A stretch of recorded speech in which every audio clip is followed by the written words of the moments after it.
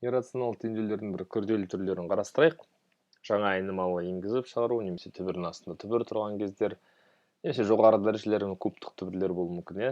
Әрқашан квадрат түбір болмайды. Енді иррационал теңдеу шығарған кездегі ең басты принцип, әр түбірден құтылу үшін сол түбірдің дәрежесі қандай болса, сондай дәрежеге шығару керек екі жағында теңдіктің, иә. Мысалы қараңыз, бірінші теңдеуде мынау түбірдің астында түбір болғанда қалай істейміз деп оқушылар кейбір кезде бірден не істерін білмей жатады. Бірақ бұл жерде маңыздысы, ең бастысы біртіндеп сырттағы түбірлерден құтылу. Ең сыртқы тұрған түбір, мынау үлкен түбір. Бізге бәрі оның ішінде 15 түбір тұруы мүмкін. Бірақ біз тек қана ең сыртқысын, басымызды тек қана ең сыртқысын ашу үшін, сол үшін ғана ауыртамыз. Ең сыртқы түбір қандай түбір? Квадрат түбір ма? Оны ашу үшін бізге квадраттау керек. Теңдіктің сол жағын квадраттасақ, оң жағында квадраттау керек. Жақсы ма? Енді бірден квадраттасып жіберместен бұрын түсініп алу керекпіз. Мынау түбір тең болып тұр, мынау x-қа түбірсіз тұрған заты. Бұл плюспен шығу керек x-іміз. Неге? Өйткені түбірдің астынан әрқашан плюс немесе теріс емес, 0 шығуы мүмкін, иә. Сондықтан мынада x маған терістен шықса, қазір түбірлерде минустан шықса, мен оларды жауап алмаймын. Ал кеттік, екі жағын квадраттаған кезде біз сыртқы түбір құтылу үшін квадраттадық. Сол кезде ішіндегі квадрат қалады, x түбір астында 13 минус x квадрат қалады. Азайтылған 2 тең болады x-дің квадраты. Бірінші қадамнан кейін сол жақта түбірден босап тұрған нәрселер бар. Мысалы қараңыз, минус 2 саны түбірдің астында тұрған жоқ. Оны оң жаққа қарай жібереміз. Сол кезде x квадратқа ол плюс 2 болып келеді. Және сол жақта тағы да түбірден бос зат ол x, ол көбейтіліп тұр. Көбейтіліп тұрған зат былай шыққанда несіне бөлінеді. Мынарда пайда болған x квадрат плюс 2 бөлінеді ар жақтағы x-қа. Сол кезде ар жақта түбірдің өзін ғана қалдырамыз. 13 минус x квадраттың. Енді не істейміз? Тағы да түбірден бір құтылу керек. Яғни тағы да сол жағын квадраттаймыз, оң жақтың барлығын квадраттаймыз. а плюс b-ның квадраты деп квадратталады. Сол кезде сол жақтан біз құтыламыз. 13 минус x квадрат шығады. Оң жақта x квадрат плюс 2-ның квадраты а квадрат, x квадраттың квадраты x4 қосылған еге еселенген екеуін көбейтінсек x квадрат екі еселесек 4x квадрат болады. Және қосылған 2-ның квадраты 4. Бөлеміз x квадрат x квадратқа. Болды, біз түбірлерден құтылдық, түбірден босап, енді істейміз, енді сіз былай рационал, бөлшек рационал теңдеулер шығара аласыздар. Пропорцияны көбейтіп жіберіңіз, x 0-ге тең болмау керек, себебі бөлшектің бөлімі 0 болмау керек. X квадратты 13-ге көбейтсек 13x квадрат.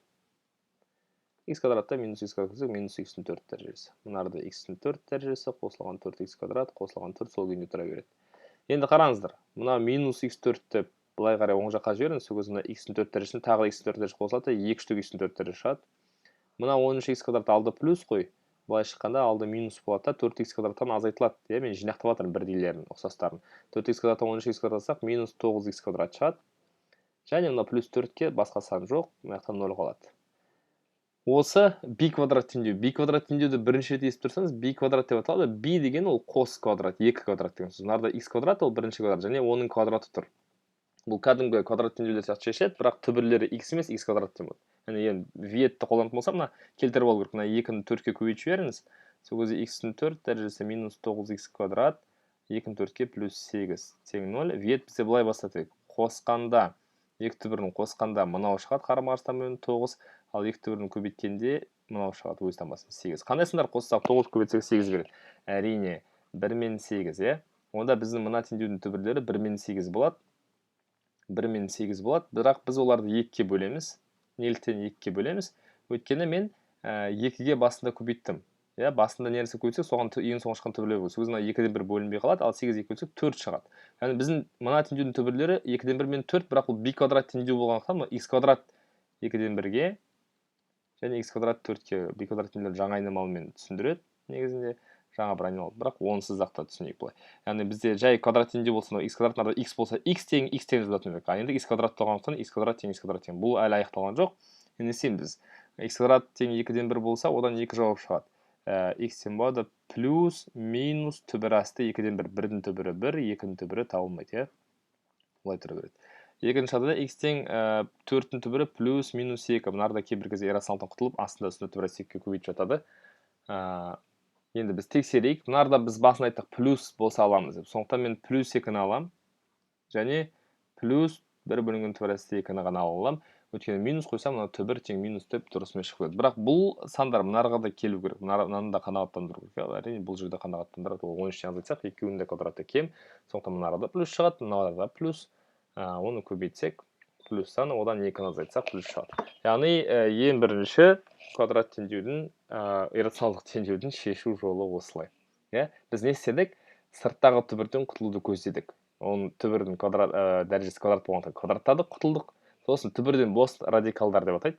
Түбірден босаған заттарды оң жаққа қарай жібердік та, қайтып квадраттадық. Соңғы түбірден құтылғаннан кейін болды. Бұл иррационал емес теңдеу. Кәдімгі бөлшек иррационал теңдеу, оны биквадрат түрге әкелдік та, шығардық. Жауаптарын келетінін ғана алдық. Анықтау болсын, бөлек табу болатын еді басында, бірақ біз жауаптарын тексеру арқылы алдық. Екінші теңдеуге көшетін болсақ, жаңа айнымалы енгізіп шығаратын теңдеудің түрі негізінде қайдан білеміз? Жаңа айнымалы енгізу үшін біз бірдей өрнектер көру керекпіз. Әзірше мен бірдей өрнектер көріп тұрмын. Өрнек деген x бар құрамында жазбай, бір. Мына жерде 25x квадрат минус 10x деген бір жайдан жай тұрған жоқ. Мынада 5x деп басталатын бір өрнек. Қараңыз, 5x квадраты 25x квадрат. Бірақ 5x минус 3 квадратсақ, мынада 10 емес 15x тұрыр. Ал 10x тұрса, былай болады. Қараңыз, 25x квадрат минус 10x плюс 1 ол a квадрат минус 2ab плюс b квадрат сияқты. a мен b-ның квадраттары шетінде тұр. 25x квадрат ол 5x-тің квадраты, ал 1 ол 1-дің квадраты. Ортада мына минус тұрады. 5x минус 1-де квадратсақ, 25x квадрат минус 10x плюс 1 шығады. Тексерсең солай. Бірақ менде ең соңында плюс 1 емес, минус 11 тұр. Қалай мен плюс 1-ден минус 11 табам? Минус 12 тіркейм. Арасында да аш жүргенде плюс 1, минус 12, минус 11 шығады. Яғни түбірдің астына менде мынандай бір өрнек шығады. Оны мен былай жазам. Минус 12 деп. Және мына арада онда 5x минус 3-ті қалай мен 5x минус 1-ге келтірем? 5x минус 1 деп жазып қоямын да, минус 2 деймін. Өйткені минус 1 мен минус 2 бәрібір маған минус 3-ті береді, дұрыс па?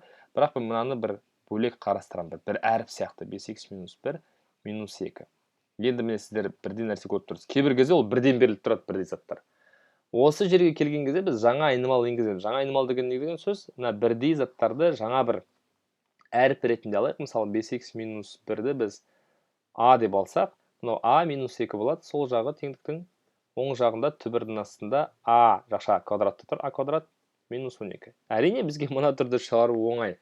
Себебі аз ғана бір әріптен тұр. Қазір квадратсақ тіпті олар a квадрат на квадрат бір-бірін жойып жібереді. Сосын шығарып болғасын a-ны тапқаннан кейін біз нараға қоямыз қайтып оны. A-ны тапқаннан кейін біз мына жерге a-ның орнына қоямыз қайтадан. Сол кезде x-тер шығады, Жақсы, жалғастырайық. Біз не істейміз? Екі жағын мына түбірден құтылу үшін квадраттау керек. Демек, оң жағын квадраттасам, мен теңдіктің сол жағында квадраттаймын. Жақшаға алып квадраттаймын. a-ны бөлек, 2-ні бөлек квадраттауға болмайды. Бұл формула бойынша квадратталады. a минус b-ның квадраты ретінде. Кеттік, a квадрат минус 2ab ол 4a шығады плюс 4. Міне, мынау сол жақтың квадраты. Оң жақта менде түбірден құтыламын да a квадрат минус 12 шығады. Енді қараңыз. Енді бізде a квадрат пен a квадрат жойылады, дұрыс па? Дұрыс. Мына минус 4a қалады. Мына плюс 4-ті мен оң жаққа минус 4 деп шығарайыныз. Өзі минус 4-та қалады. Мынау минус 12-ге минус 4 келеді, минус 16 болады. Екі жағында минус 4-ке бөліп тастайық. Сол кезде a тең болады не? 4. a шықты болды емес, a шыққан a-ны біз нараға қоямыз деп келістік. a-ның мәні 4 нараға қойсақ, сол кезде бізде x мәні шығады. 5x минус 1 тең 4 болса, соны ары қарай өзіне шығарылады әрине. Мына бір қосылады, және екі жағын 5-ке бөлсек, x тең 1 шығады. Мына теңдеудің жауабы x тең 1. Ол мына жерге келеді. Анықтау облысына қанағаттандырып тұр. Келесісіне келетін болсақ, бұны сәл басқа жолмен шығарайық. Мына жерде мен өзіме шығаратын орын белгілі қойын. Сәл басқа жолмен шығарайық. Қандай жолмен? Қараңыздар.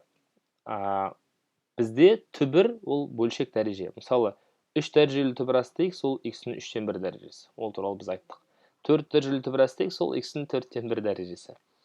Яғни сол сияқты мына жерде мынау квадрат түбір, ең сыртқы квадрат түбір, ол осының барлығы 2-ден 1 дәреже тұр деген сөз. Оның ішінде тұр. Оның ішінде мына x тұр. Сосын оның ішінде мына 4 дәрежелі түбір тұр. 4 дәрежелі түбір деген сөз, ол 4-тен 1 дәреже тұр деген сөз. Оның ішінде x тұр тағы да, және мынау куб дәрежелі түбірдің ол x-ның 3-тен 1 дәрежесі. Мен өрнекті былай көшіріп жаздым. Не ұтамыз? Мынарда екі негіз бірде орта көбейтілісі дәрежелі қосылатына 1-ге 3-тен 1 қосылады. 1-ді 3-тен 3 десем, 3-тен 3-ке 3-тен 1 қосам, x-тің 3-тен 4 дәрежесі болады. Мынаған 3-тен 1 енді 1-ді қосам, Соның сыртында мына 4-тен 1-ді қолдансақ, 4-тен 1. Дәреженің сыртында дәреже бір-біріне көбейтіледі да.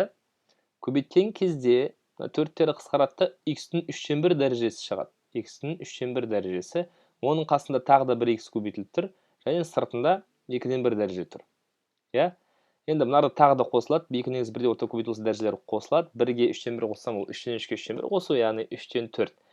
Сыртынан 2-ден 1 қойсам, не істейді? Дәреже мен дәреже бір-біріне көбейтіледі. Көбейтілген кезде олар міндетті түрде не істейді? Қысқарады, иә? Мынада 4 пен 2-ні қысқартсам, 2 қалады. Сол кезде x-тің 3-тен 2 дәрежесі қалды. Тең болады 9 деген ол 3-тің квадраты. Енді жай x шығару үшін жай x деген 1 дәреже. Мынада 1 дәреже шығару үшін мынаған кері дәреже керек. 3-тен 2-ге кері дәреже ол 2-ден 3. Демек, мен араға да 2-ден 3 саламын. Сол кезде менде мынау 2 мен 2, 3 мен 3 қысқарып кетеді. X қалады, мынада 2 мен 2 қысқарып, 3-тің кубы 27 алады. X деген 27 деген жауап шықты. X деген 27 мына есептің жауабы. Арасына 27-ні қойыңыз. 27-ның 3 дәрежелі түбірі не болады ол? 3 болады. 3 27-ге 81-дің 4 дәрежелі түбірі 3 болады. 3-те 27-ге көбейтсек тағы 81, ол квадрат түбірі 9 болады. Расында да орындалды, иә?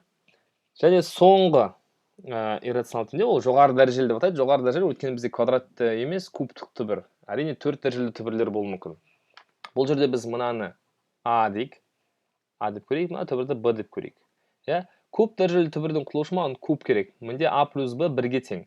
Енді кубтау үшін мен мынаны 1 бөлек, мынаны 1 бөлек кубтай алмаймын. Мен екі жағында кубтаймын. Теңдіктің сол жағын 1 кубтаймын, оң жағын 1 кубтаймын. 1-дің кубы әрине 1 болып қалады, бірақ А плюс Б-ның кубы бізде А куб қосылған 3А квадрат Б қосылған 3АБ квадрат қосылған Б куб формуласы бойынша кубталады, дұрыс па?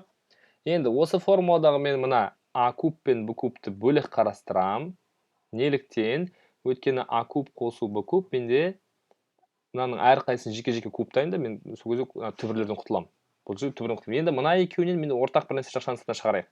Екеуінде де 3 бар, екеуінде де А бар, екеуінде де Б бар. Сол кезде бірінші орында А квадраттың Асын алып кетсек А қалады, екінші орында Б квадраттың Б'сын алып кетсек Б қалады. Тең 1. Енді мұқият болыңыздар. Енді мына жерде А плюс Б деген өрнек тұр, иә? А плюс Б. Ол бізде басында берілді. Басында міне кубтамай тұрған кезде бізге А плюс Б тең 1 еді. Сондықтан мынау 1-ге тең болса, менде не қалады? А куб қосу Б куб қосу 3АБ көбейтілген 1 тең 1 қалады. Болды, енді А мен Б-ның мәндерін қояқшы. Мынау А, мынаның барлығы бізде А. Яғни куб дәрежелі түбірасты x плюс 2-ның мына кубы қосылған, міне А куб шықты. Енді Б куб, мынаның барлығы бізде Б. Куб дәрежелі түбірасындағы 5 минус x-тің кубы, міне Б куб. Қосылған 3АБ дейді. 3 көбейту А деген бізде куб дәрежелі түбірасында x плюс 2, Б деген куб дәрежелі түбірасында 5 минус x екеуін 1 куб дәрежелі түбірге көбейтіп жіберуге болады. Себебі түбірлердің дәрежесі бірдей. Көбейтілген 1 тең 1. Міне. Яғни ұзақ сияқты бастапқы берілгенге қарағанда, бірақ біз түбірлерден құтыламыз. Мынарда куб дәрежелі түбірінен куб кетеді, куб дәрежелі түбірінен куб кетеді. Енді мына плюс x пен минус x бір-бірін жойып жібереді сол кезде. Жойып жібереді. Мынау 2 мен 5 қосылады, 7 болады. Қосу 3 куб дәрежелі түбірасынан не пайда болады?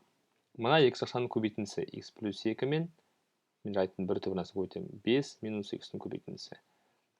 Тең болады 1. Мынау сан болғандықтан түбірден босаған оны былай бірге қарай жүрейін. 1-ден азайтамын 7, минус 7 болып болады, ол минус 6 болады. Минус 6 мына көбейтіліп тұрған 3-ке бөлінеді. Сол кезде не пайда болады оң жақта? Минус 2. Ал сол жақта куб дәрежелі түбірасында мына екі шақшаның көбейтіндісі x-ті 5-ке 5x, 2-ні минус x-қа минус 2x, 5x минус 2x 3x деймін. 2-ні 5-ке көбейтсем плюс 10 деймін. Және x-ті минус x-қа минус x квадрат деймін. Енді не істеймін? Менде 2 кубтық түбір болды, мына жерде 1 кубтық түбір қалды. Енді ол кубтық түбірден құтылу үшін сіздер біліп отырған шығарсыздар. Тағы да кубтаймын, оң жақ пен сол жақта. Мына арада кубтық түбірмен куб кетеді. Минус 2-ның кубы бізде минус 8 болады. Мына жерде 3x қосылған 10x, 10 минус x квадрат. Болды, мына минус x квадратты оң жаққа жіберіңіз, сол плюс x квадрат болып шығады. 3x-ті оң жаққа жіберіңіз, сол минус 3x болып шығады. Мына плюс 10-ды оң жаққа жіберіңіз, минус 10 болады да, минус 8-ге минус 10, минус 18 болады.